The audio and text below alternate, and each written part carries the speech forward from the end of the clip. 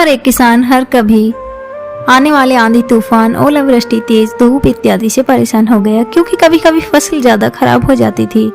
इसलिए वह परेशान होकर ईश्वर से शिकायत करने लगा। किसान बोला, आप ईश्वर तो हैं, लेकिन फसल को कब क्या चाहिए इसकी जानकारी नहीं है। जिसकी जरूरत भी नहीं होती है वह भी देते रहते हैं।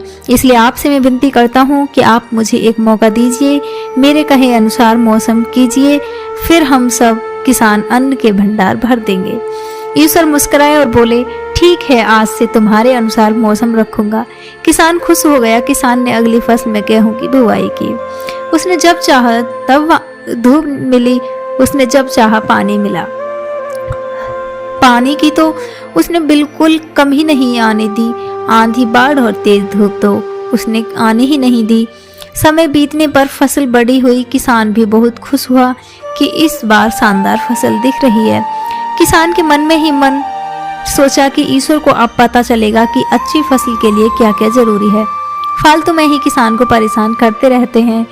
किसान फसल काटने के लिए खेत पहुंचा। गेहूं के पौधे की बालियों को हाथ लगाया तो उसके पैरों तले मिट्टी खिसक गई। उसने देखा कि किसी भी पौधे की बालियों में एक भी दाना नहीं था। किसान दुखी हो गया और बोला, हे ईश्वर, ऐसा क्यों हुआ? क्योंकि मैंने तो सब कुछ सही किया और सही समय पर किया। इस पर ईश्वर बोले, हे प्रिय किसान, ऐसा तो होना ही था, क्योंकि तुमने इन पौधों को बिल्कुल भी संघर्ष नहीं करने दिया।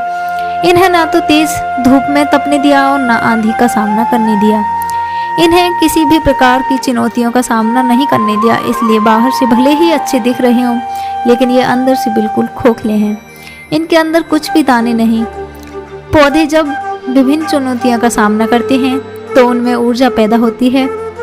यह ऊर्जा उनके अंदर सही सामर्थ्य पैदा करती है जिनके लिए वह बने हैं। दोस्तों, ठीक इसी प्रकार जब तक इंसान संघर्ष से नहीं गुजरता है वह आदमी खोखला रह जाता है। जीवन की चुनौतियाँ ही उसके लिए उन्नति के नए रास्ते खोल देती है और आदमी को मजबूत और भाग्य प्रतिभाशाली बनाती है।